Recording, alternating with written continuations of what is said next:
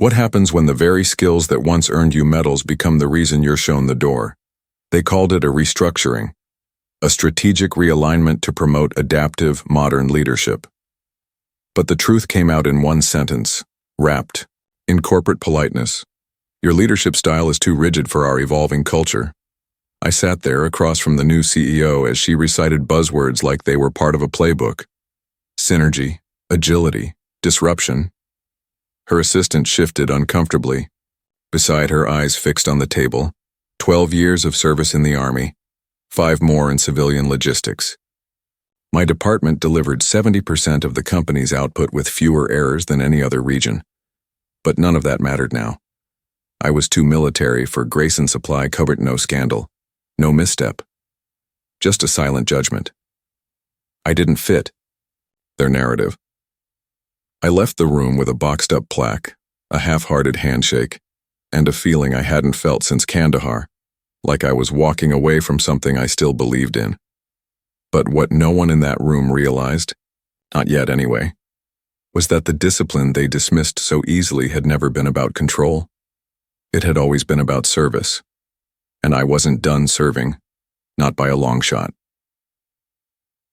My name is Marcus Reed. I spent 12 years in the Army as a logistics officer, first lieutenant by 26, captain by 30. I didn't see action the way infantry did, but I was the one making sure they got what they needed when they needed it. Fuel, ammo, food, gear.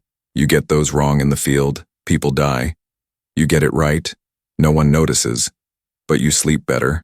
When I transitioned out, I didn't know where I fit in the civilian world. I didn't speak the language of quarterly forecasts or client satisfaction indices.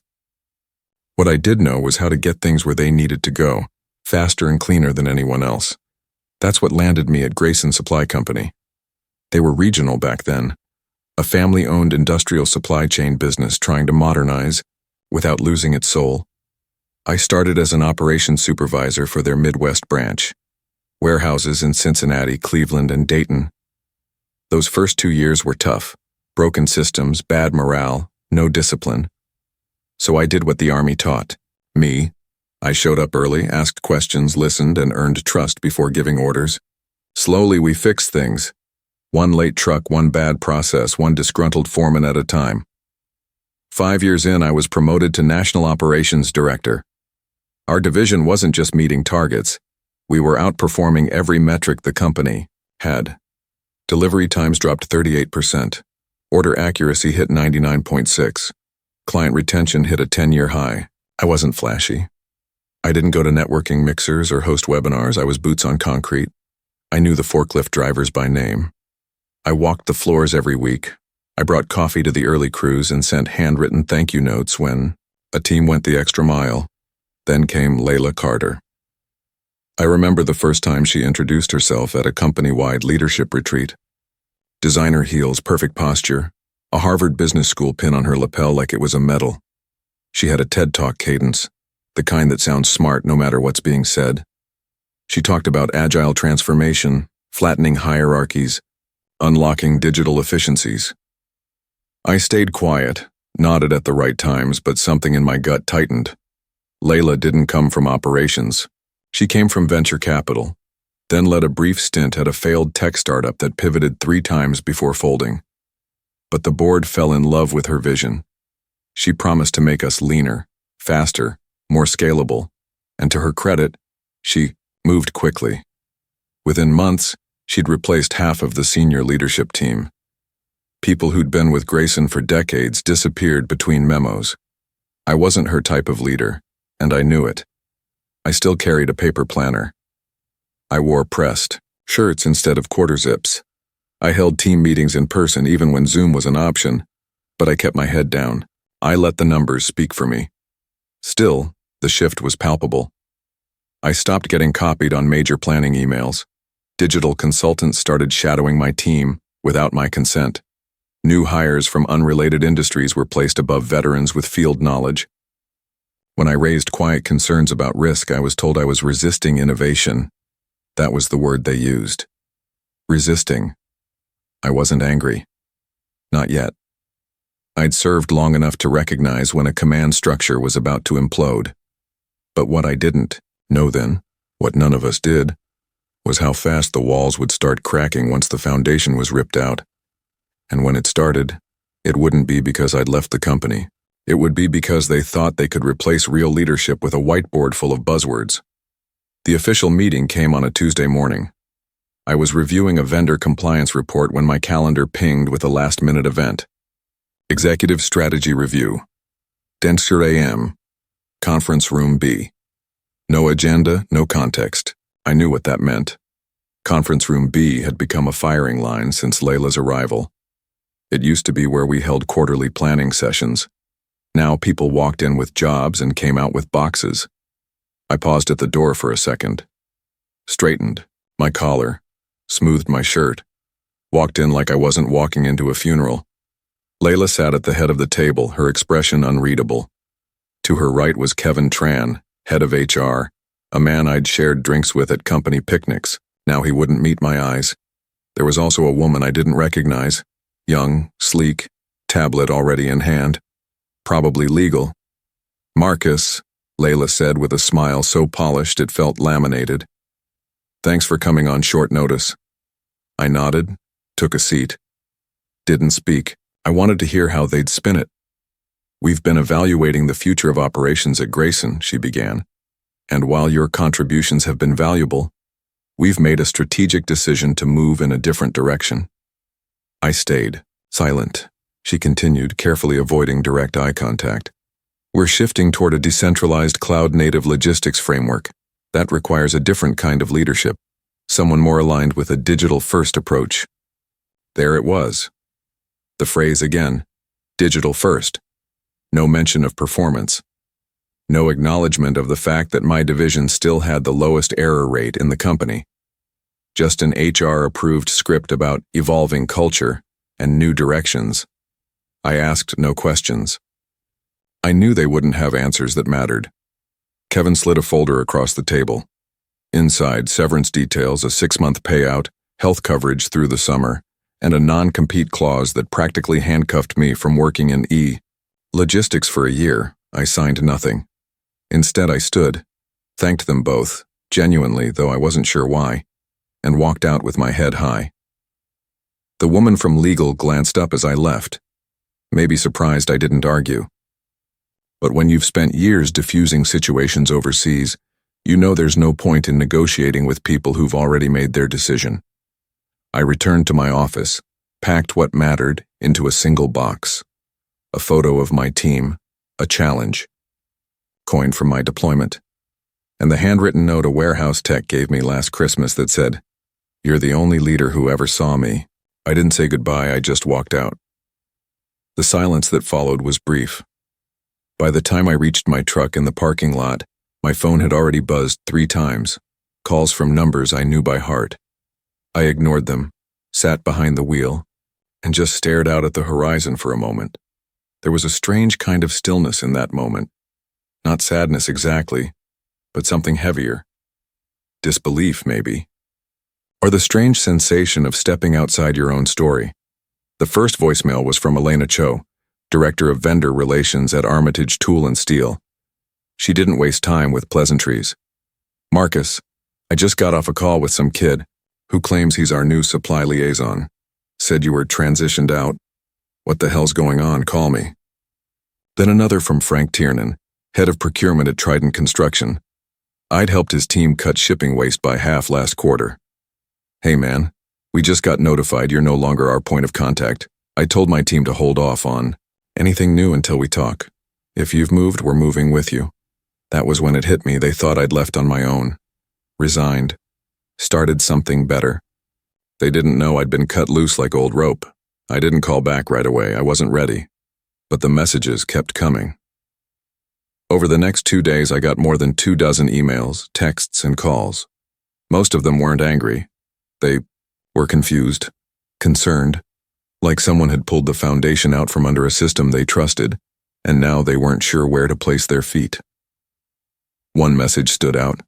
It was from a woman named Diana Patel, Operations Director for Belhaven Medical Supplies. We'd worked together on a time-sensitive PPE supply project early in the pandemic, rough stretch emotionally and logistically, She wrote, "I don't care what their internal politics are. You understood urgency. You understood people. If you're gone, we're reevaluating the entire agreement. Let me know where you land." No threats, just facts. Layla and her consultants had made a critical error. They thought the relationships I'd built were assets of the company. But they weren't. They were human. Earned one late-night problem solve at a time, one weekend shipment saved, one moment of real accountability that had nothing to do with a contract. Those relationships didn't transfer with a job title. They lived in trust, not titles. Still, I didn't act. I wasn't looking to burn bridges. I wasn't even sure what I wanted next. But the voices were getting louder. And the cracks in Grayson's foundation, they were starting to show. I had spent most of my adult life learning that when a structure begins to collapse, you don't run toward the noise. You assess. You plan. You wait for the right moment. And if that moment came, I knew exactly what I'd do. I spent the next week in quiet motion. No grand gestures, no cryptic posts online. I did what I'd always done when things got complicated. Returned to discipline. Early mornings. Long walks. Making coffee with care. The muscle memory of control in a world that suddenly felt chaotic.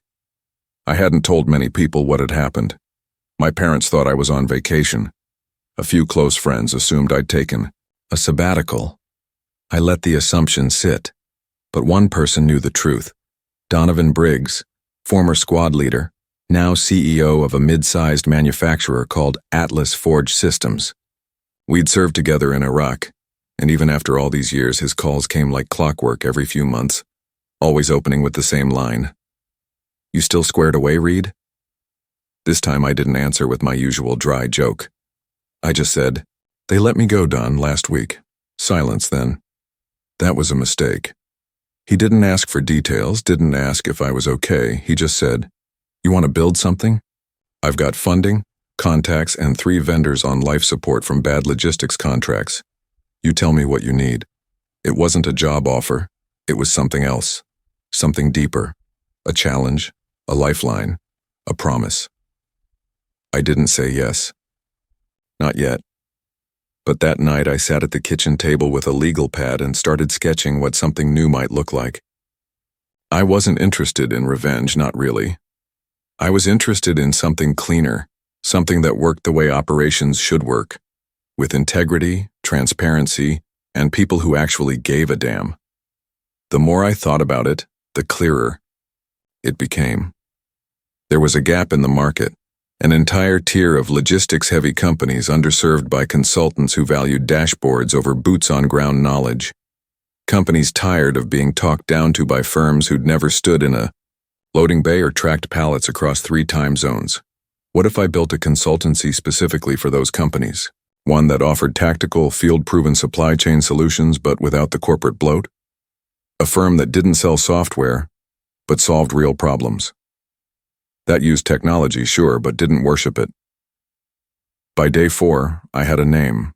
RedLine Ops. Named after the military term for pushing equipment and people past their designated capacity. I'd seen it done too often, and I'd seen what happened when it snapped.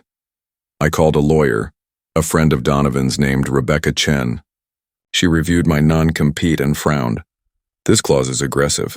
They want to scare you, not stop you. But they might still come after you even if they're wrong." "What if I don't touch any of Grayson's clients?" I asked. "No outreach. Just make myself available." She nodded slowly. Legally, safe, strategically bold. That night I bought the domain, reserved the business name, and wrote a mission statement I didn't plan to share publicly, but needed to see in black and white. Real logistics, for real people. Led by someone who's been there. I didn't have a team. I didn't have capital. But for the first time in weeks, I had clarity. And in this business, clarity is the first move. 2 weeks after my termination, the first cracks appeared. It started with a delayed shipment to one of Grayson's longest-standing clients, Madison Valley Construction. They were expecting precision piping on a Monday. It didn't arrive until Friday. No heads up. No accountability. just silence. For a company building a hospital wing on a state contract, that kind of delay meant penalties, rescheduling, and loss of trust. The new liaison, someone named Derek who listed himself as client experience strategist on LinkedIn, told them the problem was with transition turbulence. I heard that phrase repeated in 3 different voicemails over the next week. The excuse was always the same. The problem? None of the clients were buying it. By the end of the month, 3 more contracts were canceled or frozen, clients citing operational uncertainty. My inbox, still linked to industry forums and vendor groups, was filling up with rumors. Some of Grayson's warehouse teams had gone from double shifts to empty hours. A supplier I'd worked with in Missouri reached out, saying invoices were being rerouted and unpaid. Internally, I was hearing things too. Jacob Halber, one of my former direct reports, smart, solid guy I'd been mentoring, texted me late one night. "We've lost 3 regional clients. They hired 3 consultants from a tech firm Layla used to work with. None of them have warehouse experience. People are pissed. Morale's in the basement." I didn't reply. Not because I didn't care, but because I couldn't yet.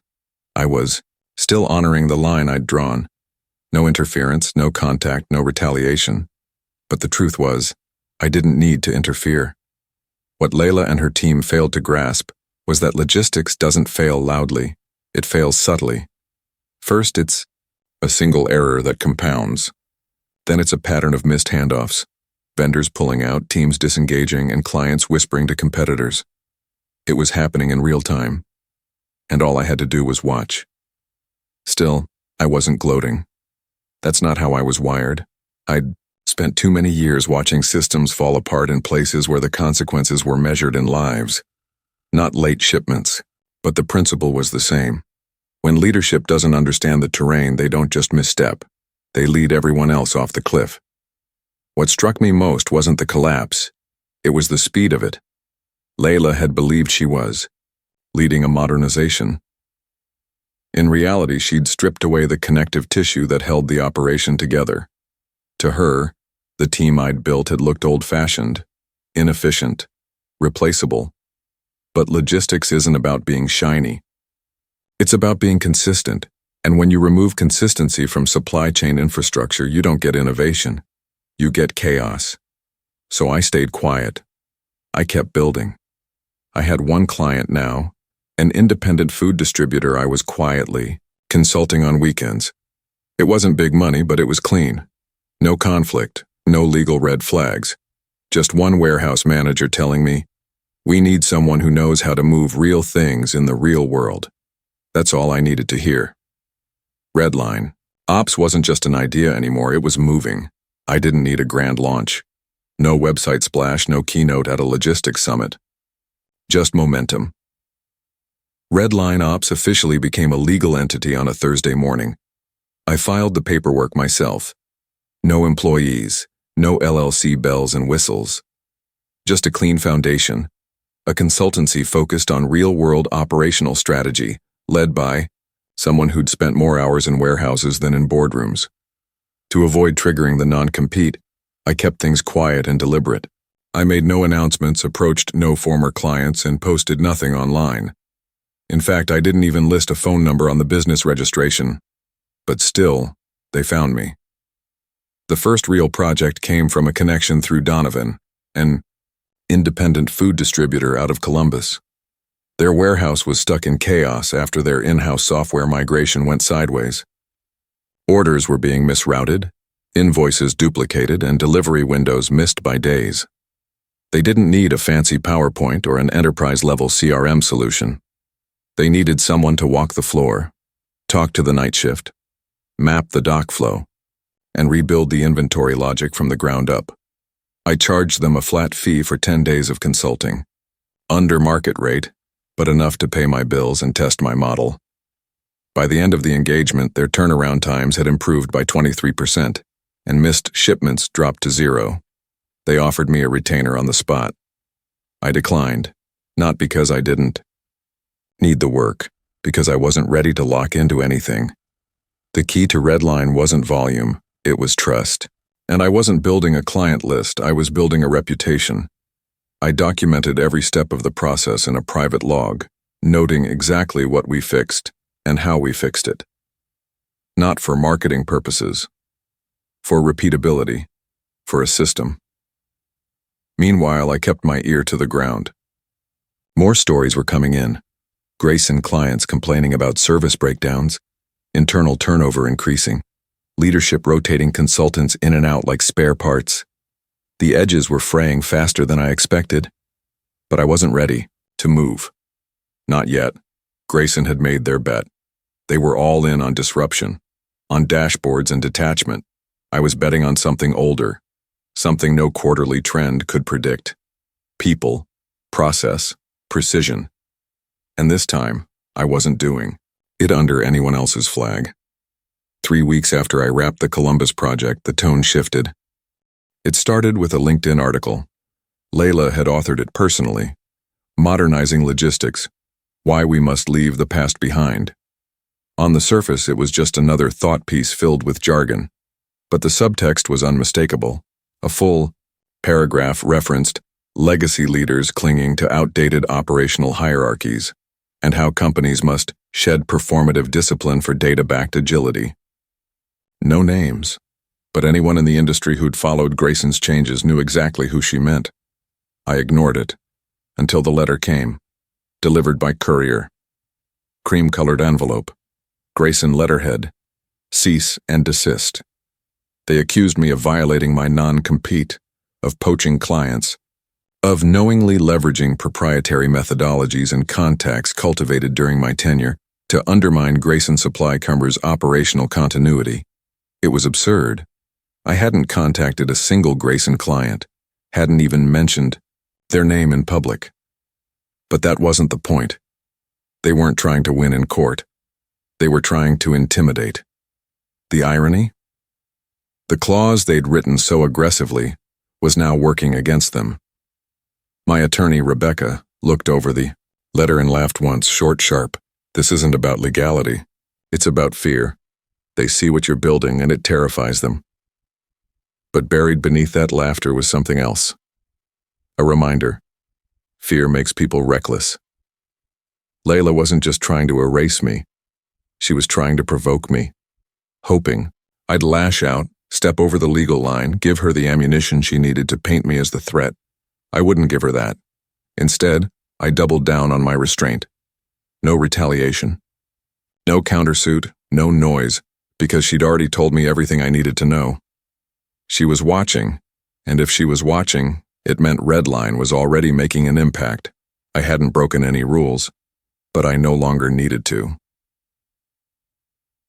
The week after, the cease and desist arrived. My phone rang with a number I hadn't seen in over a year. Samantha Lee, procurement lead for Redstone Industrial. We'd worked together through some of the toughest supplier disruptions during COVID, rerouting shipments across 4 states in a single weekend. She wasn't calling to reminisce. Marcus, she said bluntly, we're done with Grayson. We just terminated our contract. I need to know if you're taking on clients. I hesitated, not because I wasn't ready, but because I still remembered what that company used to stand for. RedLine's operational, I said slowly. But I haven't solicited anyone from your side. That's why I trust you, she said. I know you didn't call, but you listened, and that's more than I can say for them. Over the next 10 days, 5 more former clients reached out directly. No mass email, no campaign, just quiet, deliberate calls. A pattern began to form. Each conversation started with frustration. Missed deliveries, delayed responses, unfamiliar faces cycling in and out of their accounts. But each one ended the same way. We're not loyal to Grayson. We were loyal to you. They weren't chasing a brand, they were returning to trust. I didn't promise too much. I didn't try to sound like a savior. I simply listened, asked the right questions, and offered a plan they could believe in. Within a month, RedLine Ops went from a 1-person experiment to a consultancy with 6 active contracts and a waitlist forming behind it. I brought on 2 part-time analysts, both veterans, both hungry to prove they could build something better. Still, I kept it lean. No offices, no overhead, just systems, execution, and results. And through it all, I stayed quiet. Grayson hadn't issued another legal threat, but the industry was paying attention now. And I knew Layla was too. Because while she was writing thought pieces about future-proofing logistics, I was busy solving the very present problems she'd left behind, not with algorithms, but with people who knew how to move the world one truckload at a time. It was a Thursday afternoon when the message came in, a simple email. No subject line, no signature flair, just a name I hadn't seen in a while, Howard Ellison, board member at Grayson, one of the few who had been around before Layla took over. The message read, "Marcus, we need to talk, in person, confidential, this week if possible. 2. Days later, I met him in a private booth at a quiet steakhouse just outside the city. He looked tired, older than I remembered, and he skipped the formalities. "Operations are in free fall," he said. "Client churn is the highest it's been in a decade.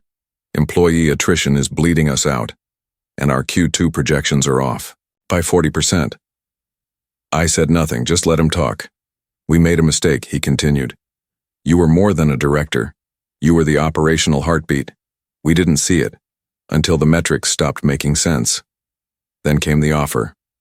Return to Grayson, full executive authority. Title of Chief Operating Officer, rebuild the team, right the ship. Layla would be repositioned, which I took to mean quietly moved out. It was everything they thought I wanted, and yet, sitting there in that booth, I realized something very clearly. They weren't asking me back because they believed in what I did. They were asking me back because they couldn't survive without it. That's not the same thing. I finished my drink, stood up and said, "You didn't just replace me, Howard. You replaced what I stood for. And now, you want me to fix the result." Didn't try to argue, because he knew I was right. I left that steakhouse without shaking his hand, and I didn't look back. Walking out of that steakhouse, I didn't feel triumphant. I felt certain that going back would have been a step in the wrong direction, back into a system that only valued integrity when it showed up on a balance sheet. I wasn't interested in rescue missions. I was building something that didn't need saving from itself. So I started growing, not fast, not loud, just deliberate. The first hire was Angela Ruiz, a retired logistics operations manager from a textile plant in Tennessee. She'd been out of work for 2 years, not because she wasn't capable, but because no one wanted someone over 50 who didn't speak in workflow optimization jargon. I brought her on after one conversation. The second was Jamal King, a former Marine who'd done 3 tours, then bounced between jobs after being labeled too intense by 3 different companies. I met him at a vet networking event, hired him the next day. RedLine wasn't going to be a revolving door of trendy resumes. It was going to be a quiet refuge for the overlooked, the people who still believed showing up on time meant something, that listening mattered more than speaking, and that a warehouse floor taught you more about systems than any graduate seminar ever could. Word got around. Within 2 months, we had 12 clients and had to start turning new ones away, not because we weren't ambitious, but because we weren't going to compromise the work for the sake of growth. We reinvested everything. Bought a small industrial loft just outside the city, bare bones but honest. Brick walls, high ceilings, concrete floors, no glass offices, no private lounges. Everyone, including me, worked from the same open space. Every week, we reviewed not just KPIs but lessons. What we missed, what we fixed, what we could have done better. One of our clients, a regional agri-tech distributor, called us the team that actually calls you back before your deadline hits. It wasn't meant to be high praise, but to us it was, because that's what we built RedLine on. Follow through. No shortcuts, no smoke. Just people solving real problems in real time with real accountability. Not a mission statement, a practice. 3 months after Howard's offer, it happened. Grayson issued a press release late on a Friday, the kind designed to die quietly over the weekend. Layla Carter has chosen to step down as CEO to pursue new opportunities. No mention of the missed forecasts. No acknowledgement of the clients they lost or the trust they broke. Just the usual boardroom spin. But the industry saw through it. By then, Grayson's value had dropped nearly 40%, and internal memos had started leaking, accounts in disarray, supplier contracts terminated, entire regional branches operating at a loss. I didn't comment publicly, didn't repost the news, or text a single, "I told you so." I didn't need to. That same week, RedLine signed its 20th client. We hadn't advertised. We still didn't have a sales team. Everything came through referral, through the whisper network of professionals who wanted substance, not slogans. We moved into a larger office, still modest by corporate standards, but built with intention. No corner offices, no plaques on the wall, just desks, whiteboards, and people who cared. And me, I wasn't sitting at the top of a hierarchy. I was at the center of a team, listening, adjusting, mentoring. Not because I missed control, because I believed in responsibility. One afternoon, I stepped outside as the team wrapped up a strategy meeting.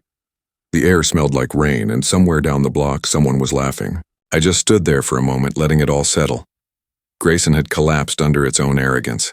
RedLine was standing on humility, on service, and on the people no one else saw coming.